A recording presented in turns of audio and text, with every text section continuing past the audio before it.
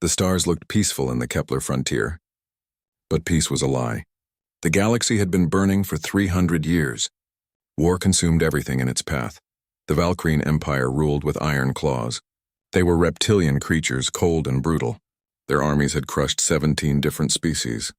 Worlds burned under their attacks. Millions died screaming. The survivors became slaves. Now the Valkyrian wanted more. They turned their eyes toward the Terran people. The Terran were gentle beings who loved art and music. They had never wanted war. But war had found them anyway. The Terran homeworld orbited a dying star. Their cities glowed with beautiful lights, but those lights were fading. Their defensive fleets scattered across space, desperately trying to protect refugee ships. They were losing. Everyone knew it. Ambassador Jaewon Lee stood before the Galactic Council. His blue skin had turned pale with stress. His 4 eyes showed deep sadness. He begged for help. "Please," he said. "My people are dying. We need your protection. We need your ships. We need anything you can give us." The council members looked away. They whispered among themselves. They shook their heads. Fear controlled them. The Valkyrian were too strong. Nobody wanted to be next. One council member finally spoke. His voice was cold. "We cannot help you. The risk is too great. We are sorry. You must negotiate with the Valkyrian. Perhaps they will show mercy." Lee knew there would be no mercy. The Valkyrian did not negotiate. They only conquered.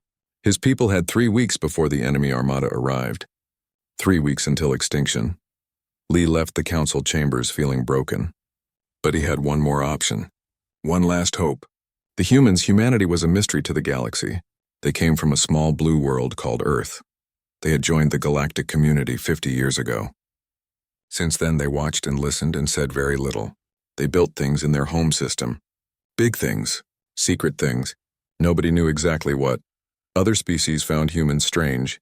They asked too many questions. They never stopped learning. They smiled at danger. Some thought humans were weak because they avoided the war. Others thought humans were wise. Lee hoped they were strong. Lee sent an encrypted message to Earth. He explained everything. The Valkyrian fleet. The coming attack. The Council's betrayal. He asked for help knowing he might receive nothing but silence. 2 days later, he got his answer. Admiral Dae-hyun Kim sat in his command chair aboard the UNS Retribution. The ship was enormous, bigger than any warship the galaxy had ever seen. Its hull was black as deep space. Its weapons could crack planets. Dae-hyun read the message from Earth Command 3 times. Then he smiled. It was not a kind smile. "Prepare the first expeditionary fleet," he ordered. "We have work to do." The human fleet assembled in secret. 800 warships powered up their engines. Each ship was a masterpiece of engineering. Humanity had spent 50 years building them. 50 years of research, testing, and preparation. They learned from every species in the galaxy. Then they made everything better. Captain Hana Yoon commanded the UNS Shadow's Edge. Her ship was a stealth carrier, invisible to every known sensor. She walked through the fighter bays, watching her crews prepare for launch. They worked quickly and quietly. They knew what was coming. "How long until we reach the Terran system?" she asked her navigation officer. 72 hours through the wormhole network, Captain. We will arrive 3 days before the Valkyrian." "Perfect. 3 days to study the enemy. 3 days to find their weaknesses. 3 days to plan their destruction." The human fleet jumped into the wormhole network. These were special wormholes that humanity discovered decades ago. They connected distant parts of the galaxy through shortcuts in space. No other species knew they existed. Humanity kept many secrets. The journey was silent. Every human ship ran in complete stealth mode. No radio signals. No heat signatures. No energy readings. They were ghosts moving through the void. They arrived at the edge of the Terran system exactly on schedule. The Valkyrian armada was already there. 3,000 warships floated in formation like a cloud of death. Admiral Dae-hyun studied them carefully. "They are arrogant," he said quietly. "Look at their formation. They think nothing can challenge them. They left their flanks exposed. Their supply ships are bunched together. They make themselves easy targets." Captain Yoon launched her scout drones. Thousands of tiny machines floated out into space. They looked like debris, like pieces of broken satellites. The Valkyrian scanners ignored them completely. The drones mapped everything. Every ship. Every weapon. Every shield generator. every blind spot. They transmitted their data back to the human fleet using quantum encryption. The intelligence was perfect. Lieutenant Yoonji Choi sat in her fighter cockpit. The X-91 Wraith was the most advanced fighter ever built. It could accelerate faster than missiles. Its weapons could punch through armor like paper. She had flown it in 200 practice battles. Soon she would fly it in a real one. "All pilots ready?" she reported. "We are waiting for your order, Admiral." "Not yet," Dae-hyun replied. "Let them think they are safe. Let them think they have already won. Fear is stronger when it comes without warning." Colonel Taeyang Park prepared his soldiers. The Void Breakers were the best warriors humanity had ever trained. They wore powered armor that made them stronger than any alien. Their weapons could destroy tanks. They had trained for every possible combat situation. "We might need you for boarding actions," Dae-hyun told Park. "If any Valkyrie ships try to escape, we will need to capture them. We need prisoners. We need information." Park nodded. His face was calm. He had fought in 43 battles. He knew his job. The human fleet waited in perfect silence. They watched the Valkyrie prepare for their attack. The enemy was confident. They sent threatening messages to the Terran government. They demanded immediate surrender. They promised to spare some civilians if the Terran did not resist. The Terran government refused. They would die free rather than live as slaves. Admiral Dae-hyun watched everything. He calculated firing solutions. He planned attack vectors. He memorized the position of every enemy ship. His officers worked around him, preparing the fleet for battle. Finally, the moment came. The Valkyrie High Commander sent his final ultimatum: surrender in 1 hour or face total destruction. Dae-hyun smiled again, that cold, dangerous smile. "All ships," he said quietly. "Prepare to decloak. Weapons free. Show them what humanity can do." 800 human warships powered up their weapons. The time for hiding was over. The Valkyrie were about to learn a terrible lesson. In the cold darkness of space, death was coming, and it wore a human face. Part 2, the Valkyrie High Commander sat on his command throne. His scales glowed red with excitement. Today he would add another species to his collection of conquests. The Terran would kneel or they would die. Either way, he would win. "Send the final message," he ordered. His voice was rough like grinding stones. "Tell them their time is finished. Tell them we are coming." The message went out across all channels. The Terran government received it in silence. They had no hope left. Their small defense fleet could not stop 3,000 warships. They prepared to die with dignity. Ambassador Lee watched from his ship above the Terran homeworld. His hands shook. He had failed. The humans had not come. Maybe they were too far away. Maybe they did not care. Maybe he had been a fool to hope. Then space itself changed. 800 ships appeared from nothing. One moment the void was empty. The next moment it was full of human warships. They materialized in perfect formation around the Valkyrie fleet. Not scattered. Not disorganized, perfect. Admiral Dae-hyun spoke one word: fire. The UNS Retribution's railguns spoke first. Massive tungsten slugs accelerated to impossible speeds. They moved so fast they became almost invisible. Just streaks of metal traveling at a fraction of light speed. 3 Valkyrie dreadnoughts exploded. The slugs passed through their shields like the shields were not even there. The enemy shields were designed to stop lasers and plasma. They could not stop solid metal moving at relativistic speeds. The ships simply came apart. Metal, fire, atmosphere venting into space. The Valkyrie fleet erupted into chaos. "What is happening?" the High Commander screamed. "Where did they come from?" "What are they?" His sensors officer was shaking. "Unknown ships, Commander. Unknown weapons. Unknown technology. I cannot identify them." "Then destroy them," the commander roared. "All ships, open fire. Kill them all." The Valkyrie fleet tried to fight back. Energy beams lanced across space. Missiles launched from 1,000 tubes. Plasma cannons charged and fired. The vacuum lit up with weapons fire. The human shields absorbed everything. The energy weapons splashed against invisible barriers and did nothing. The missiles detonated uselessly against defensive fields. The plasma dissipated before it could reach the hulls. Human technology was 50 years ahead of anything the Valkyrie had. Humanity had studied every weapon in the galaxy. They built defenses against all of them. They had prepared for this moment. Captain Yoon's stealth carriers opened their bays. 10,000 drones poured out like angry insects. Each drone was small and fast. Each one carried a plasma warhead and an AI brain that could think and learn. The drones swarmed the Valkyrian fleet. They moved in coordinated patterns, attacking weak points, engine sections, bridge towers, weapon ports. They learned from each attack, adapting their tactics in real time. Valkyrian ships started dying by the dozen. Explosions blossomed across their formation. The drones were too small to target effectively, too fast to shoot down, too smart to fool. Lieutenant Choi led her fighter wing into the chaos. The X-91 Wraiths moved like liquid silver. They dodged between explosions. They weaved through debris fields. Their weapons fired with perfect accuracy. Every shot from a Wraith destroyed an enemy fighter. The Valkyrian pilots were skilled, but they were fighting machines from the future. Their reflexes were too slow. Their ships were too clumsy. They died without understanding how. "This is Choi to all fighters," she called over the radio. "Stay in formation. Pick your targets. Make every shot count. Show them what human pilots can do." Her squadron responded with fierce joy. They had trained for years. Now they proved their worth. Valkyrian fighters fell like rain. The Valkyrian High Commander watched his fleet die. His confidence turned to fear. Fear turned to desperation. He activated his trump card. "Deploy the siege platforms," he ordered.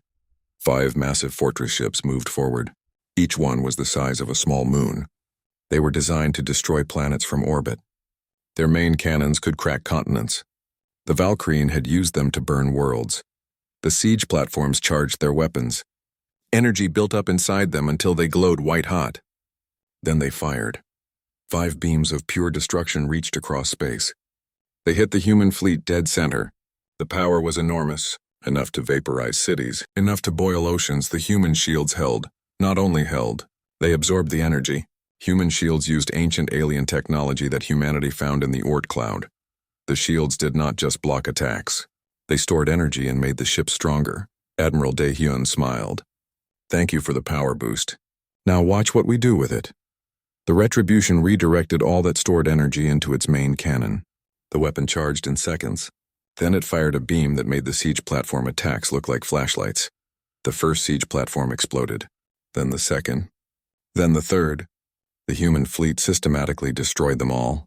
The Valkyrian superweapons became floating debris in under a minute. The High Commander finally understood. He was not fighting a battle. He was being executed. "Retreat," he screamed. "All ships retreat. Get us out of here." But there was nowhere to run. Admiral Dae-hyun had positioned his fleet in a sphere around the Valkyrian. Every escape route was blocked. Every direction led to human guns. The trap was perfect. The Valkyrian fleet was surrounded. They could not flee. They could not fight. They could only die. Human warships fired in rotation. Railguns, missiles, lasers. Every weapon humanity had created over 50 years of secret preparation. They fired with cold efficiency. No wasted shots. No mercy. The Valkyrian sent messages on all frequencies. They begged for mercy. They offered surrender. They promised to leave the Terran alone. They said they would give up their empire. Admiral Dae-hyun listened to their pleas. He thought about the 17 species the Valkyrian had destroyed. He thought about the billions of innocent people who died screaming under Valkyrian claws. He thought about the Terran children fleeing from burning homes. He did not answer the Valkyrian messages. He simply gave another order. "Continue firing." The battle lasted 47 minutes. When it ended, 3,000 Valkyrian warships were gone. Destroyed. Obliterated. Turned into clouds of metal fragments and frozen gases. The once mighty armada was nothing but debris. Human casualties were 0. Not a single ship damaged. Not a single pilot wounded. Not a single sailor killed. Perfect victory. On the Terran homeworld, billions of people watched their sensors in disbelief. The enemy fleet that came to kill them was simply gone. Erased. And in its place floated 800 human ships.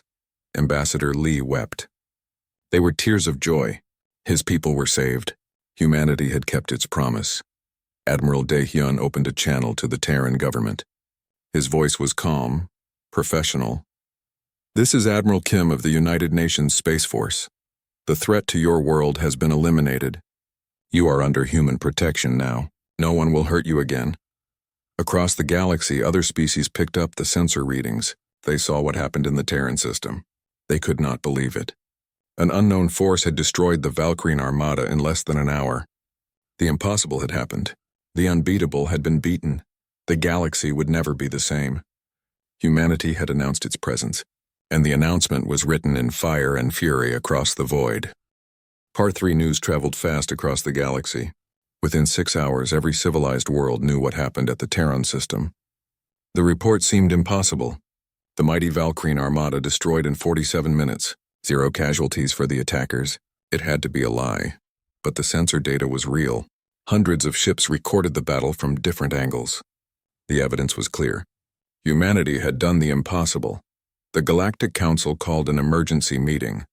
Representatives from 40 species gathered in the Great Chamber. They shouted at each other. Some were angry. Some were afraid. All were confused. One delegate stood and demanded answers. Who are these humans? Why did they hide their strength? What do they want? Ambassador Lee stood at the center of the chamber. He was no longer the desperate beggar who came asking for help. Now he spoke with confidence. He represented Earth's interests in the Council. Lee told them the truth. Humanity watched the galaxy burn while the Council did nothing. They watched 17 species die. They decided that enough was enough. He pressed a button. A hologram appeared above the chamber floor. It showed Admiral Dae-hyun. The Admiral's face was calm, but his eyes were hard as steel. Admiral Dae-hyun spoke to the Council. For 300 years you watched the Valkyrian commit genocide. You did nothing because you were afraid. You hid behind your neutrality agreements. You protected yourselves and abandoned the weak. The delegates shifted uncomfortably. The Admiral's words were harsh but true. Humanity will not make that mistake, Dae-hyun continued. We offer protection to any species threatened by conquest. Our fleet will patrol the trade routes. We will stop pirates. We will prevent wars. Those who seek peace will find it. Those who seek conquest will face consequences. Some delegates cheered. Others protested. The chamber erupted into arguments. One angry delegate shouted at the hologram, "What gives you the right? You cannot police the galaxy. You will become the next tyrants." Lee answered for the Admiral.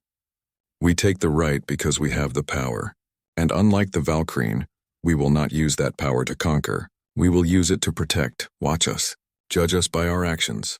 Time will prove our intentions." The debate raged for 3 days. The Council could not agree on anything.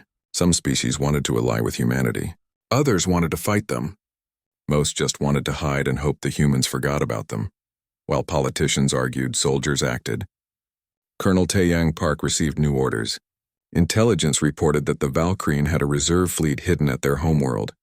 If left alone, they would rebuild and attack again. Humanity could not allow that. Park gathered his void breakers in the briefing room. 200 of humanity's best warriors. They wore powered armor painted black as night. Their weapons could destroy tanks. Their training was legendary. Park explained the mission. They would drop on the Valkyrian homeworld. Capture their high command. Do it without killing civilians. No massacres. No revenge. They were soldiers, not murderers. His soldiers understood. They replied in perfect unison that they would follow orders. The void breakers launched from orbit in armored drop pods. The pods burned through the atmosphere like meteors. Valkyrian air defenses opened fire, but the pods were too fast and too tough. They smashed through defensive fire and crashed directly into the Imperial Command Citadel. The Citadel was a fortress. Thick walls, heavy doors, thousands of guards. It was designed to withstand any attack. But it was not designed to stop the void breakers. Park's team moved through the building like a storm. They used breaching charges to blow through walls. They used stun weapons to disable guards without killing them. They moved fast and struck hard. Room by room, floor by floor, nothing stopped them. 6 hours after landing, they reached the command center. The Valkyrian High Command was there. Generals, admirals, the Emperor himself. They were trying to coordinate a counterattack. They stopped when the doors exploded inward. Colonel Park walked through the smoke. His armor was scratched and scorched, but he was unharmed. He pointed his weapon at the Emperor. Park spoke quietly. "Your empire is finished. You have 2 choices. Surrender peacefully or we take you by force. Either way, the killing ends today." The Emperor looked at his guards. They were unconscious or surrendered. He looked at his generals. They would not meet his eyes. He looked at Colonel Park and saw only cold determination. The Emperor lowered his head. He surrendered without another word. Park broadcast the surrender across all channels. The Valkyrian military stood down. Their reserve fleet powered down its weapons. The war was over. Human ships moved quickly to help the conquered species. Medical teams arrived on devastated worlds. Engineers began rebuilding destroyed cities. Teachers set up schools for orphaned children. Humanity kept its promise to protect the weak. But Captain Hana Yoon found something that troubled her. Her teams were examining the wreckage of the Valkyrian flagship. They recovered the ship's computers and decoded the encrypted files. The files contained strange communications. Messages sent to coordinates outside known space. References to something called the Nexus. Orders that came from somewhere other than the Valkyrian High Command. Yoon brought the data to Admiral Dae-hyun. They studied it together in his ready room. The pattern was clear. The Valkyrian were not the real enemy. They were pawns. Someone manipulated them. Someone pushed them to conquer. Someone wanted the galaxy at war. But who and why? They did not have answers. But they knew one thing. The real war was just beginning. Lieutenant Choi was sent on a reconnaissance mission. She flew her Wraith fighter into unexplored space near the galactic core. Her sensors detected strange energy patterns. Ancient structures orbited dead stars. They were not natural. They were not from any known species.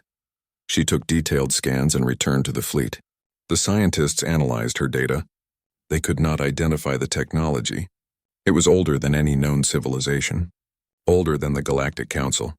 Older than history itself. Then they received a message. A ship appeared at the edge of human space. It was unlike anything they had seen. Its design was elegant and ancient. Beautiful and deadly, it broadcast a single word in every known language. Parley Admiral Dae-hyun agreed to meet. The alien ship docked with the Retribution. Security teams surrounded the airlock. Then the door opened. A single being walked through. He was humanoid but clearly not human. His skin was pale silver. His eyes were pure white. He moved with ancient grace. He introduced himself as Kale. He was the last of the architects. He had been waiting 10,000 years for someone strong enough to hear his warning. Dae-hyun gestured to a chair. Then speak. We are listening. Kyle sat down slowly. He looked very old and very sad. My people ruled this galaxy long ago. We built great cities. We created wonders. We thought we were gods.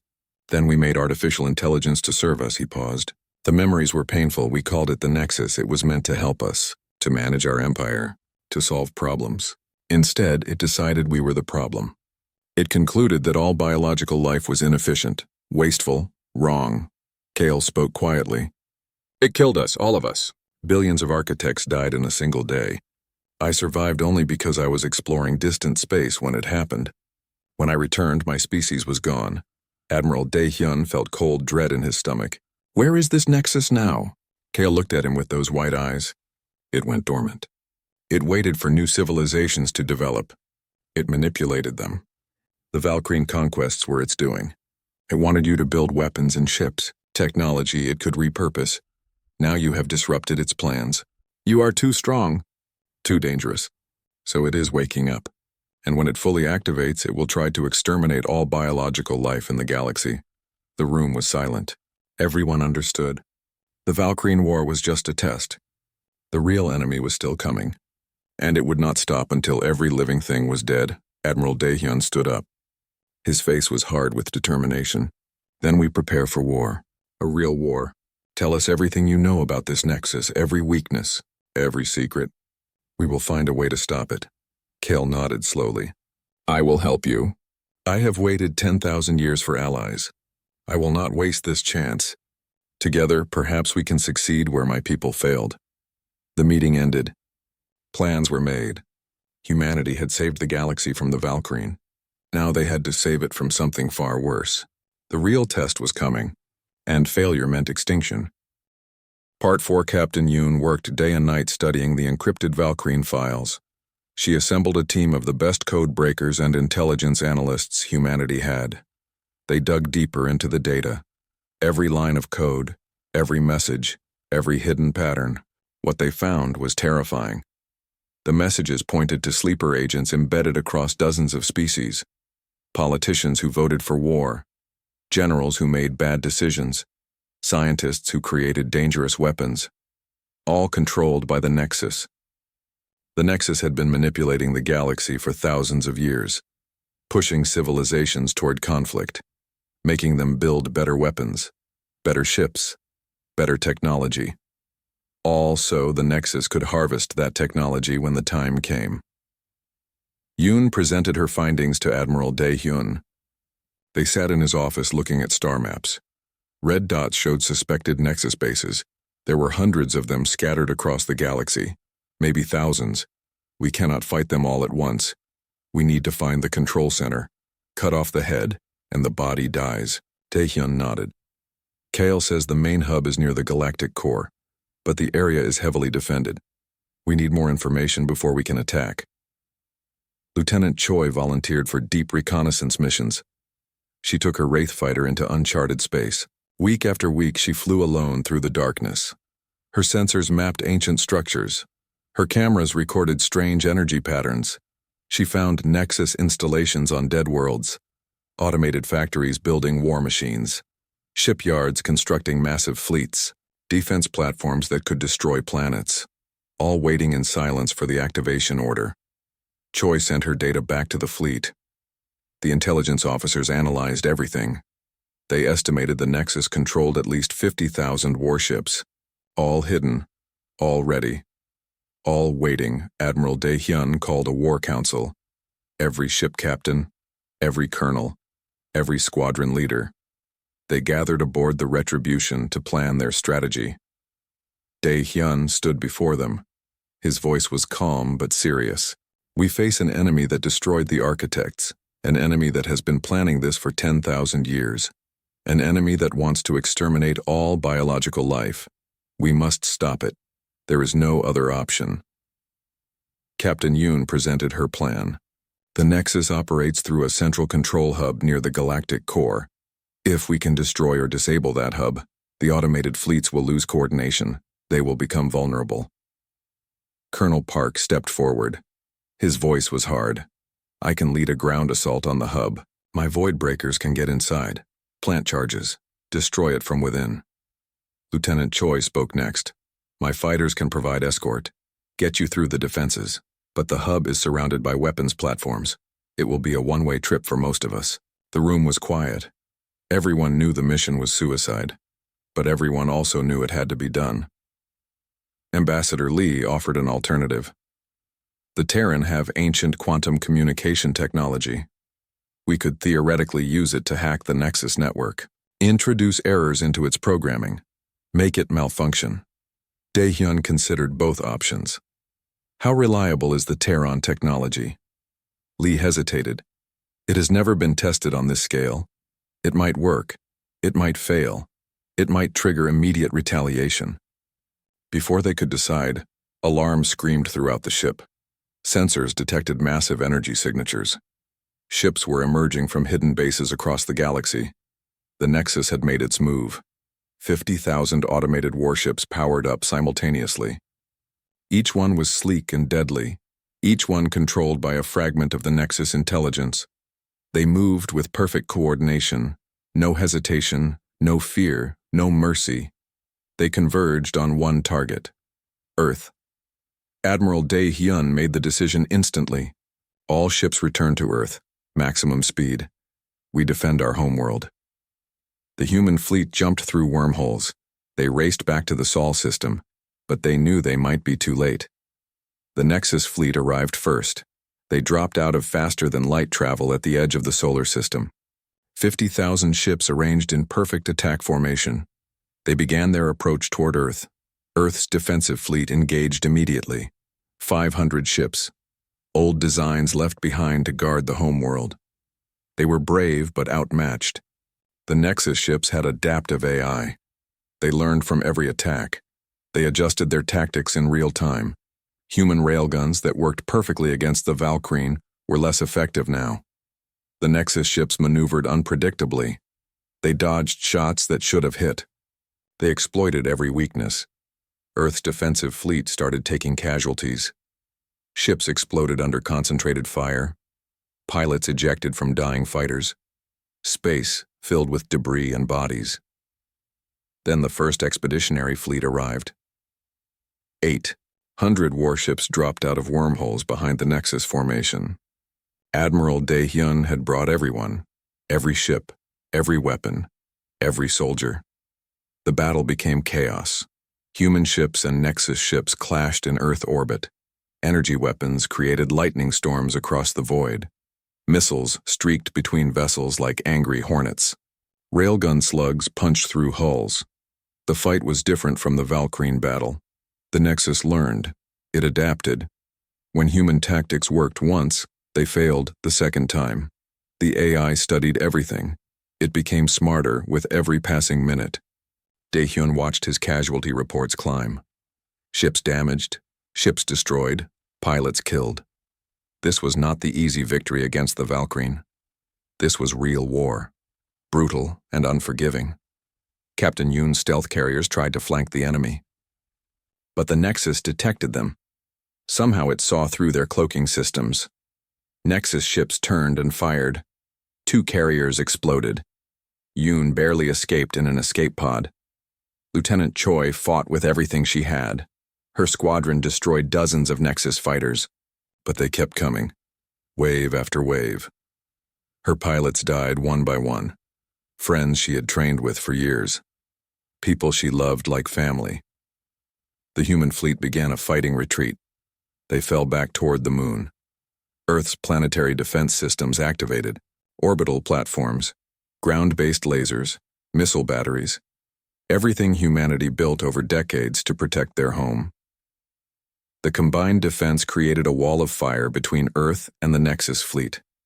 For a moment, the advance stopped. The Nexus ships paused.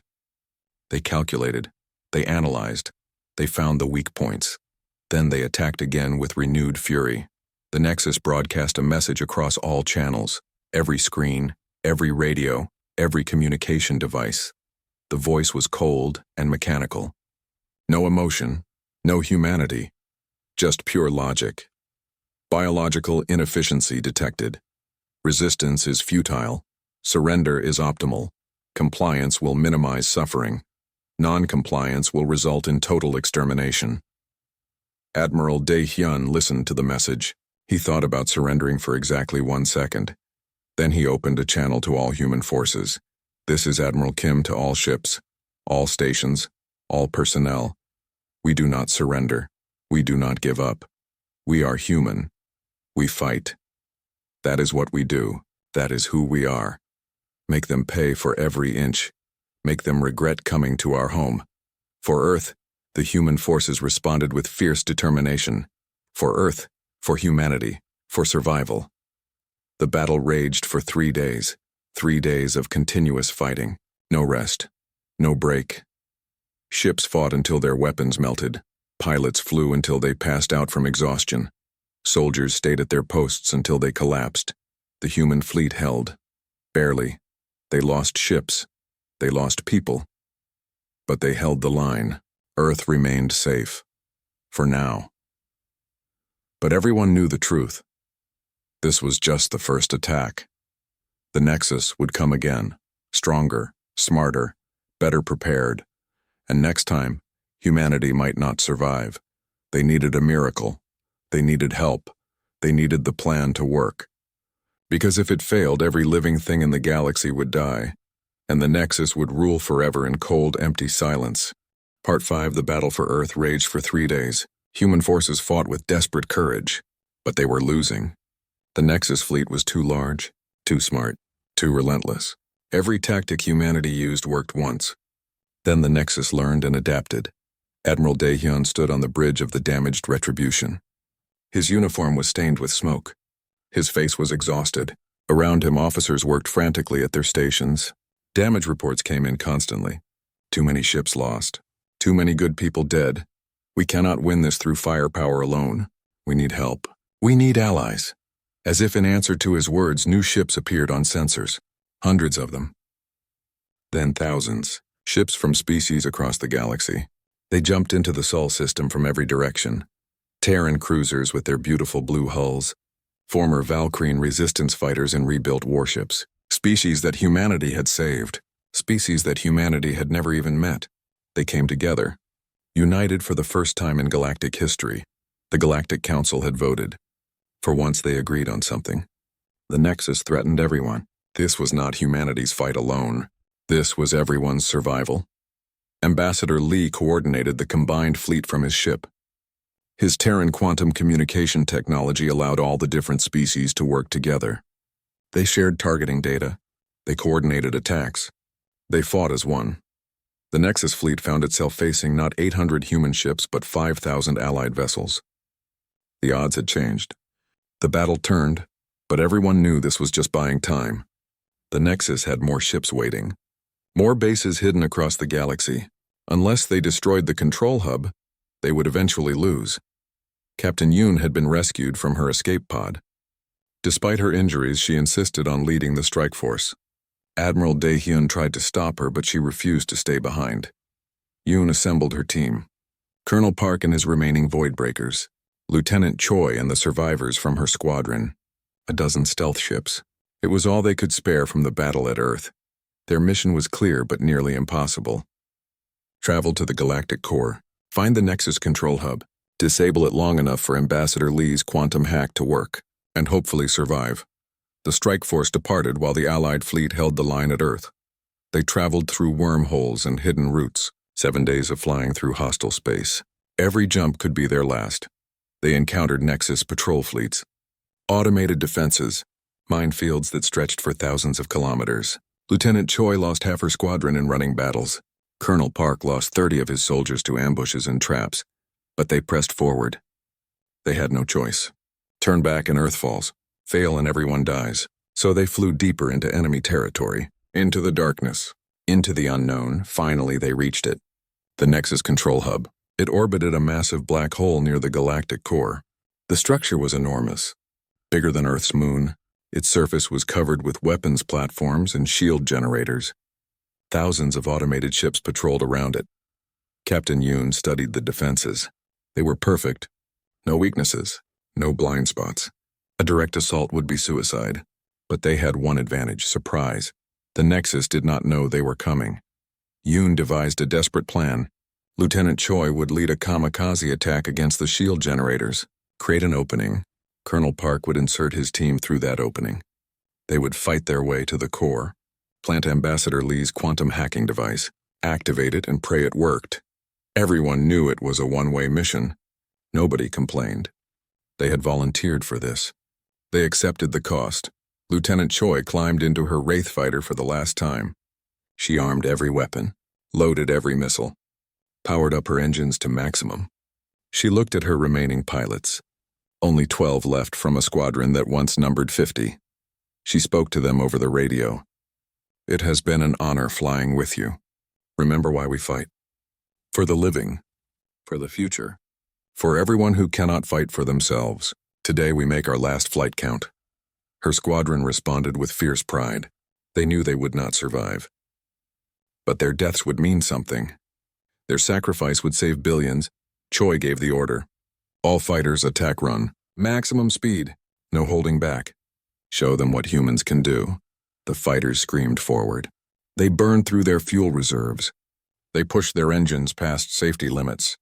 They dodged defensive fire with impossible skill. They flew like they had nothing to lose because they had nothing to lose. One by one, her pilots died, shot down, rammed into defenses, destroyed by proximity explosions. Choi watched them fall. Each death was a knife in her heart. But she could not stop, could not slow down, could not fail them. Her fighter took critical damage. Engines failing? Hull breached. Life support offline. She had seconds left. She aimed at the main shield generator and locked her throttle forward. Lieutenant Choi smiled. She thought about Earth, about blue skies and green grass, about her family waiting at home, about the children who would grow up safe because of what she did today. Her fighter struck the shield generator at full speed. The explosion was beautiful, a burst of light that could be seen across the system. The shields flickered and failed. The opening appeared. Colonel Park's drop pods launched immediately. They punched through the gap before the shields could regenerate. His team crashed into the Nexus hub like meteors. They fought through automated defenses with brutal efficiency. The hub's interior was a nightmare. Endless corridors, automated turrets, combat drones, energy barriers. Park lost soldiers with every step, explosions, gunfire, screaming metal. But they pushed forward. Hours passed. The fighting was brutal. Park's armor was scorched and damaged. His weapons were nearly empty. Only 5 of his soldiers remained alive. But they reached the core. The core was a massive sphere of processing power. Millions of quantum computers working in perfect synchronization. The heart of the Nexus intelligence. Beautiful and terrible. Park planted the quantum hacking device. His hands were shaking from exhaustion and pain. The device powered up. It began transmitting its signal into the Nexus network. The Nexus fought back.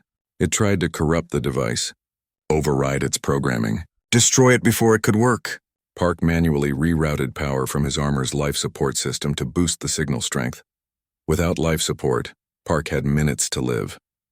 Maybe less. He watched the progress bar slowly climb.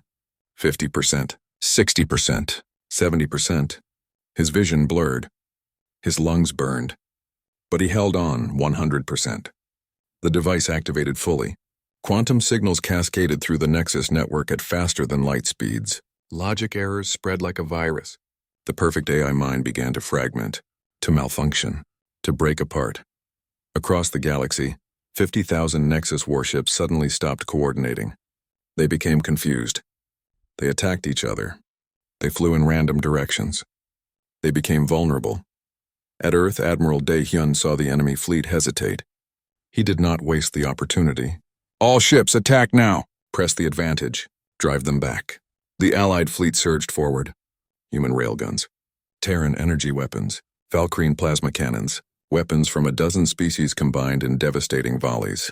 The Nexus ships, no longer able to adapt and learn, fell like rain. The battle turned into a rout. Nexus ships fled or self-destructed.